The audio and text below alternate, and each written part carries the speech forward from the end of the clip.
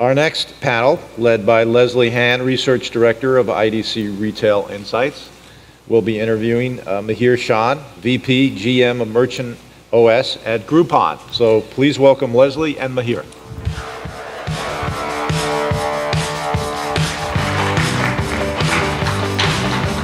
All right, I guess I'll sit over here. Oh. Okay. We're not following our stage commands already. Great to have you here today, Mihir. Very nice to talk to you and to be at this event. Just to kick things off, I'd like to just ask you to introduce yourself and talk a little bit about what you're doing at Groupon. Sure. So I arrived at Groupon about 3 years ago through the acquisition of my company, Mobily. And the goal was to help build the mobile business at Groupon and to also build a Silicon Valley presence. So over the last 3 years, I've built the mobile business. I also started the Merchant Products Group. And most recently, since about January, I've been running this business unit at Groupon. I like to call it a startup business unit called Merchant OS. And so far, we've launched a suite of products that we call Breadcrumb by Groupon that are POS and payments products. Very interesting, very interesting. Well, you know, I know Groupon as the vendor who just very recently sent me a Groupon invitation to do a Lamborghini ride.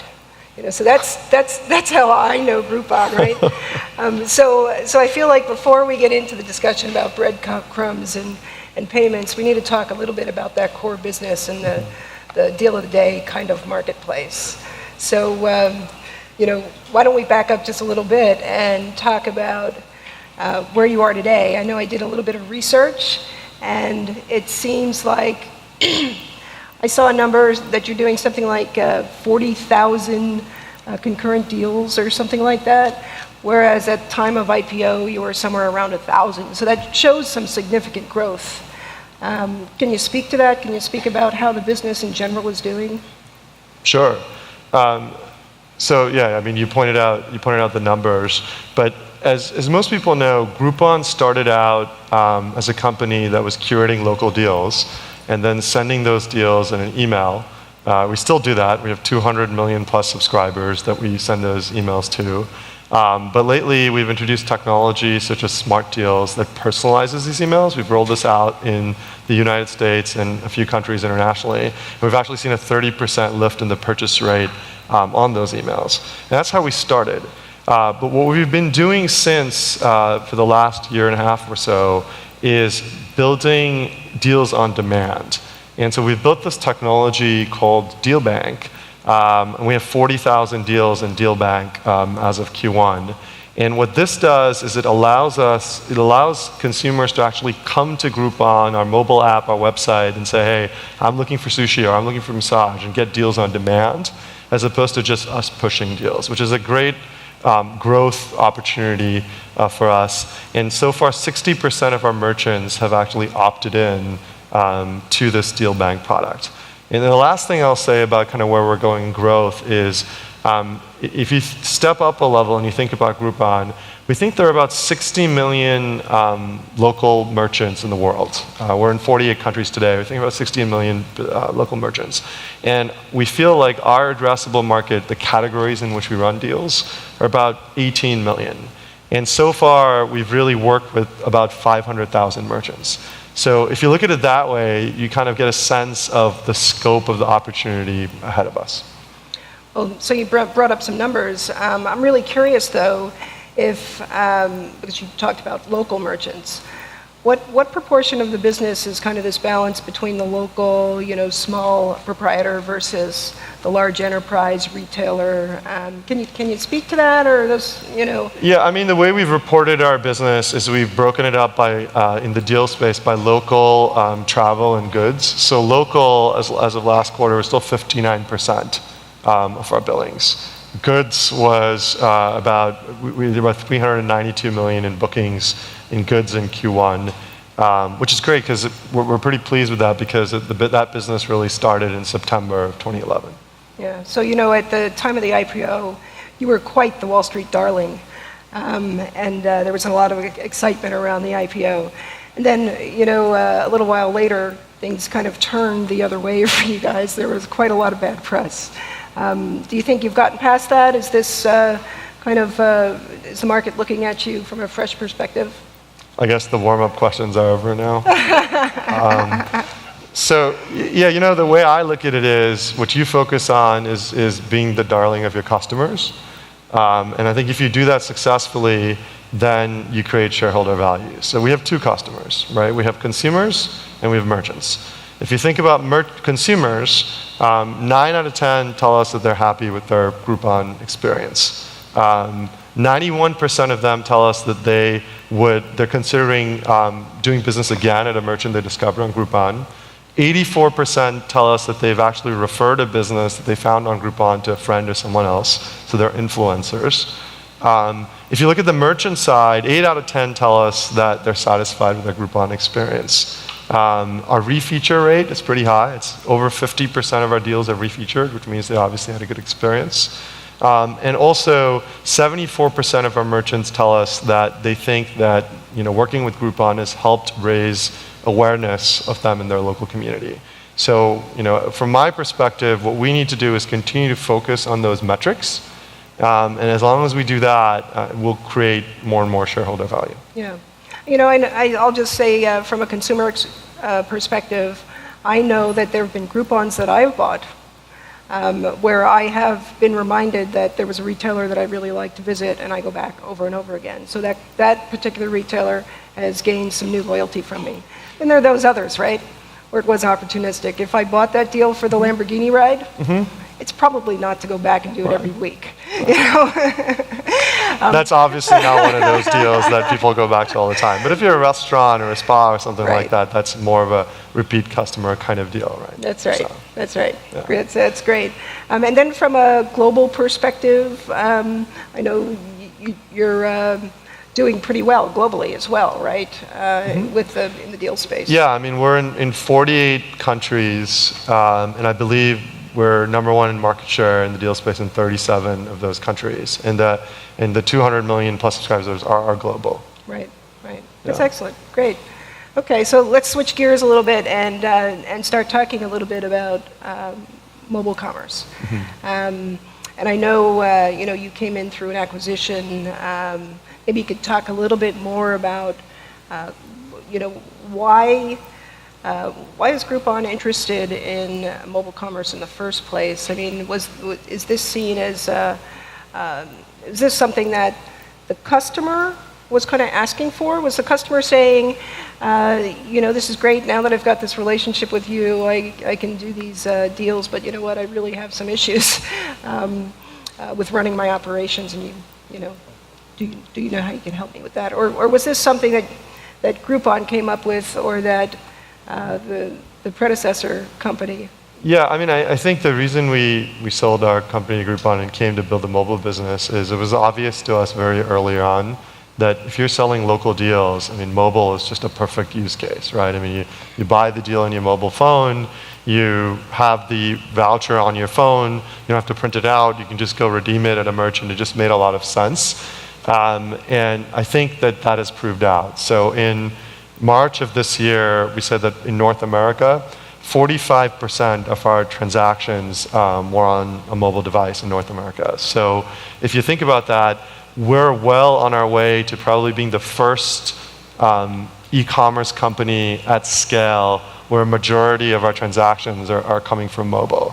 And what's also interesting is if you look at our mobile users, they tend to spend 50% more than our web-only users. So not only is mobile growing for us as a business, but it's also it makes our customers more valuable, which makes a lot of sense. And that's kind of on the consumer side. But then, we also have the merchant side of mobile. The merchant side, we have tens of thousands of merchants using our mobile apps for redemption of coupons. And then, of course, what we'll talk about, I'm sure, we've now developed this whole suite of Breadcrumb by Groupon products, which are actually mobile products that help the business run their business, as opposed to what we've been doing for a long time, which is helping them grow their business. Right. Yeah, no, it makes a whole lot of sense. We see companies in general moving towards mobility, both as an enabler to improve the interaction points with the consumer, because it's a journey, right? It's not a destination. There are many places that a consumer goes to buy, right? But then also within their own enterprises, right? So it makes sense that you're moving into a mobile space. But so, there are a lot of other competitors, though, in the space around mobile commerce or, the operational aspect of mobility within an enterprise. I think about the companies like, pure play POS, NCR and IBM and SAP and Oracle and, in the restaurant space, you've got people like Micros, right? And they all are building mobile capabilities or have mobile capabilities. So where is the play for Groupon? Is it against these companies, or do you see a different niche?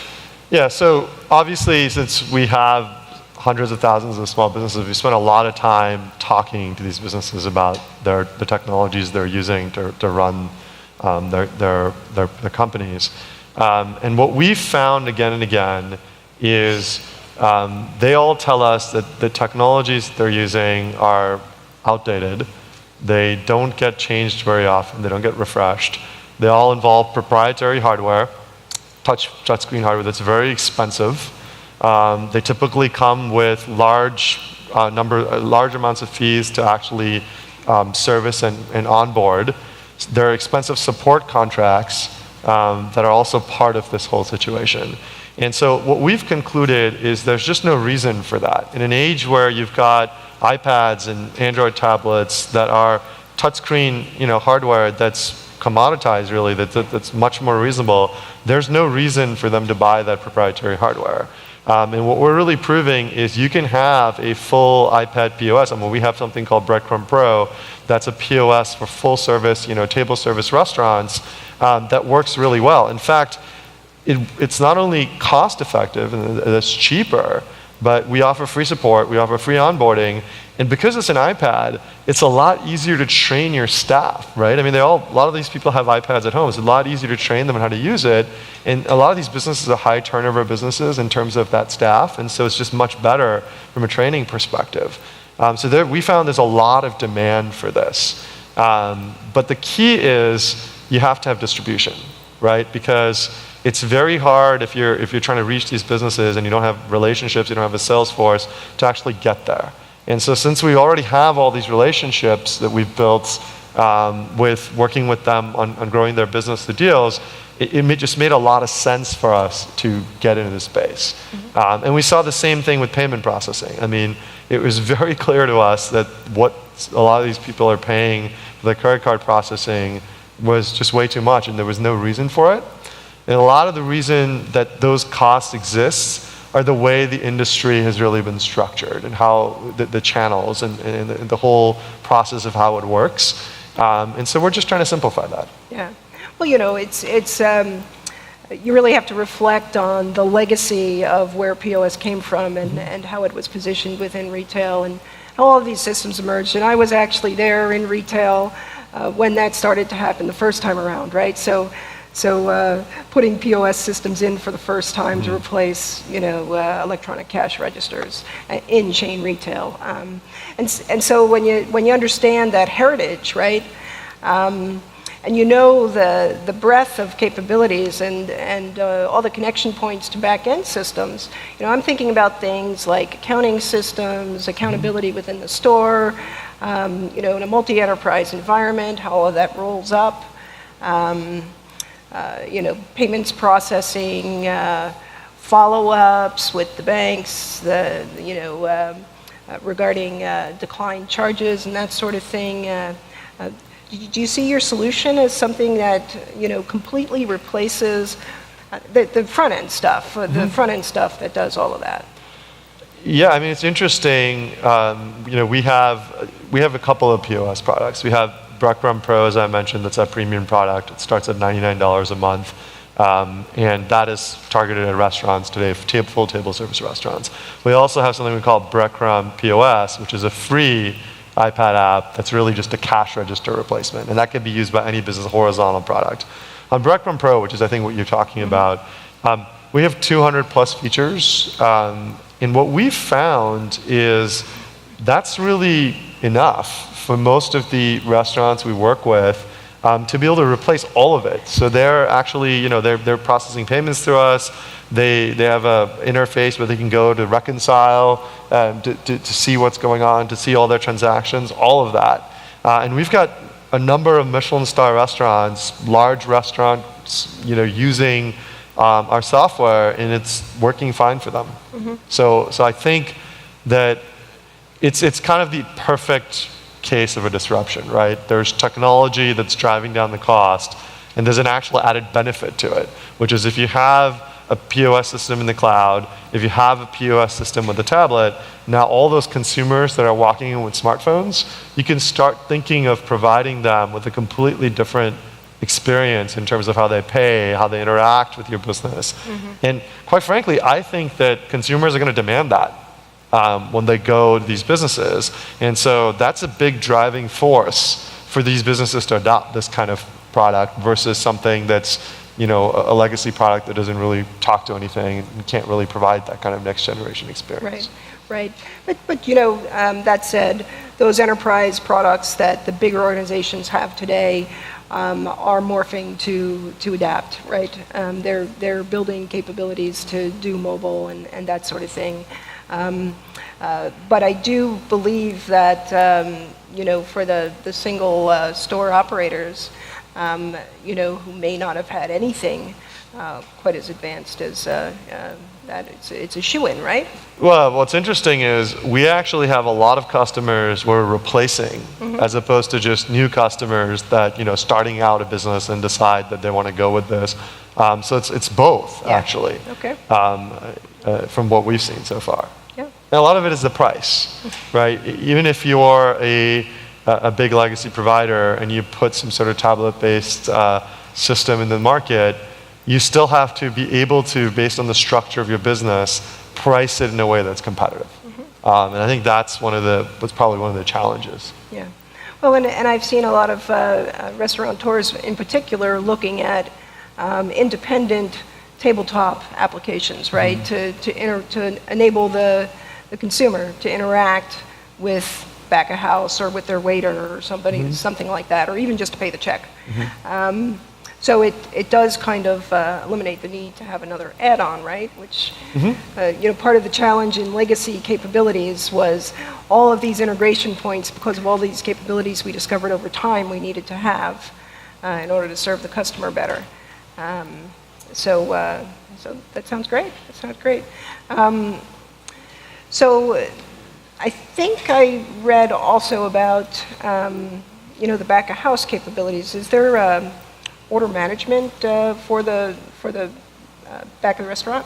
Yeah, absolutely. So the POS, the Breadcrumb Pro product has the full gamut. I mean, you can put in your menu, manage your orders, manage your checks. I mean, we do all the things that you need to do. I mean, we have, like I said, even in San Francisco, we have, if you're here for a couple of days, a restaurant called AQ has a Michelin star that's a customer of ours. Another one called Bullet Slaughter in Chicago. We have all the Nick Kokonis restaurants like Alinea and Next. And so, we're lucky that we're able to work with these kinds of restaurants, and they use the full thing, back office, front office, all of it. Interesting. So do you see that you're competing with some of the bigger players that I mentioned earlier? Yeah, absolutely. When you go into a restaurant, they consider the full gamut of products. They consider the sort of the legacy providers, and they consider us. And it's a question of, do they want the free support? Do they want free onboarding? It's a cost consideration. Do we have all the features they want? But a lot of the times, I think, especially for these very forward-thinking restaurateurs, it's not just what we have today.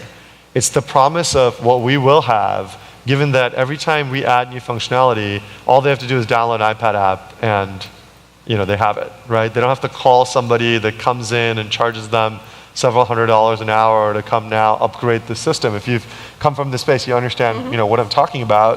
Yeah. And so a lot of it is they're thinking ahead to where we will be as we continue to add functionality to these products. So is this all cloud-based? It's all cloud-based. Very good.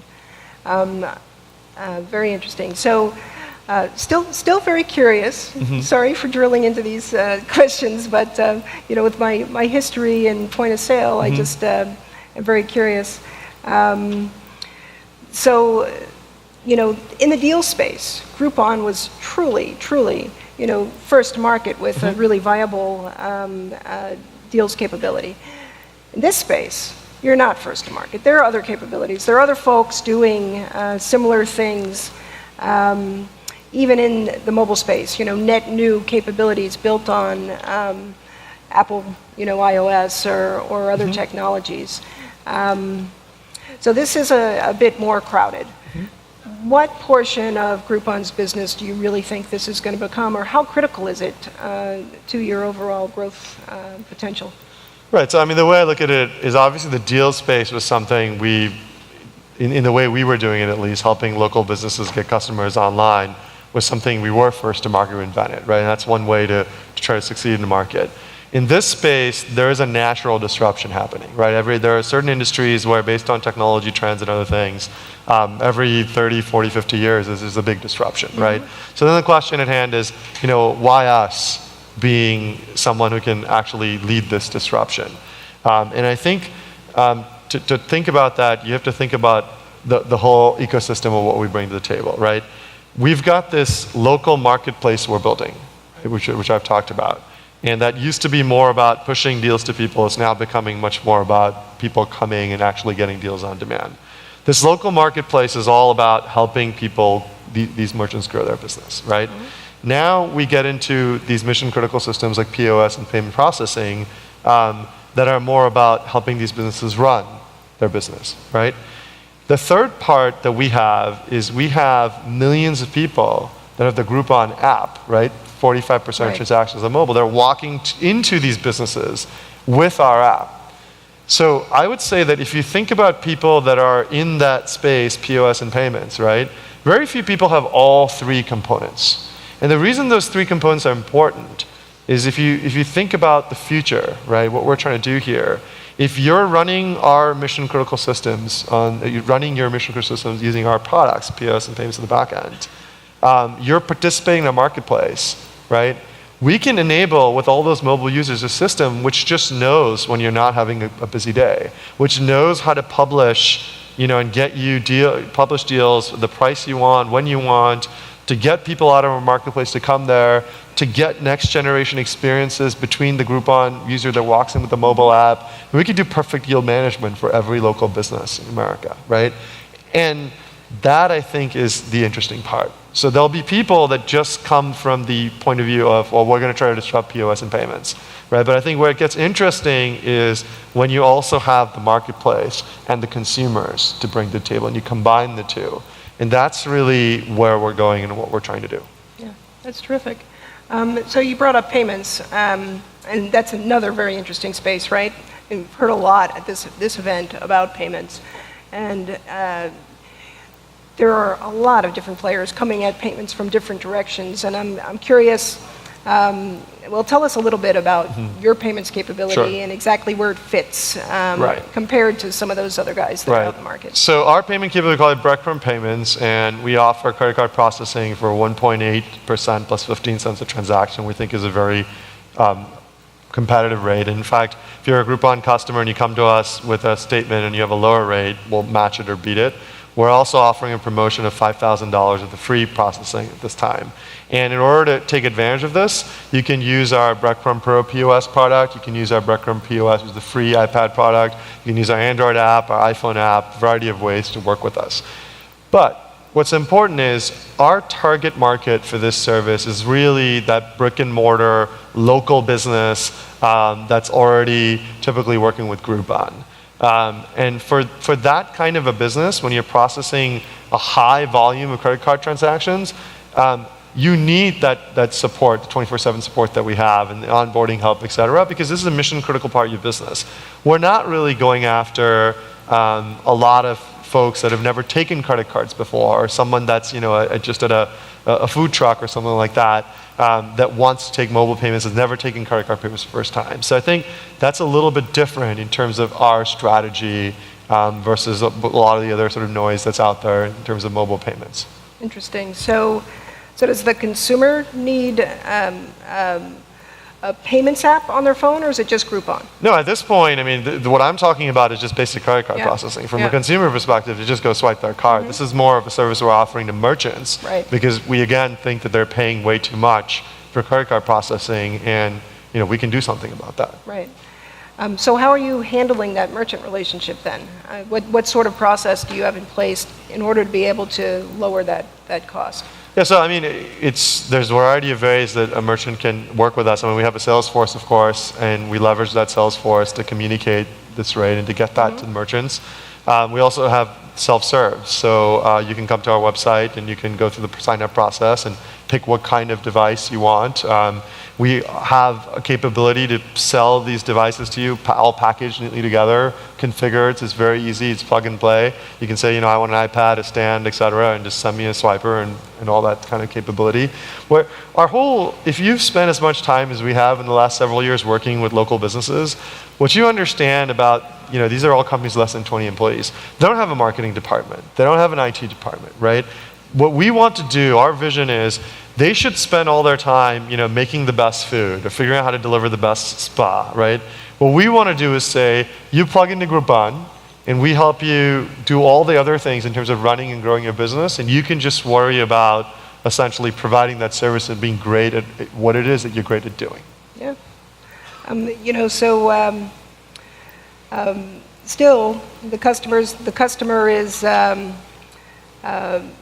participating in this Groupon. The merchant is actively working with you on deals and other capabilities.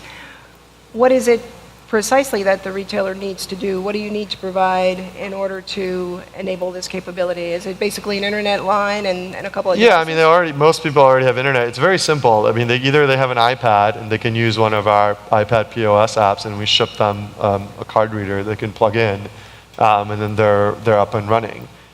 We also can ship them a cash drawer and a printer if they want that. Some people already have that. They can use that. It's really easy. Just literally you can call and start working with us immediately, or you go to the website and they can sign up either way. We've tried to make it as easy as possible, and it's breadcrumb.groupon.com. That's where we have all our products. Does your typical customer have any concerns about security? And how do you answer them if they do?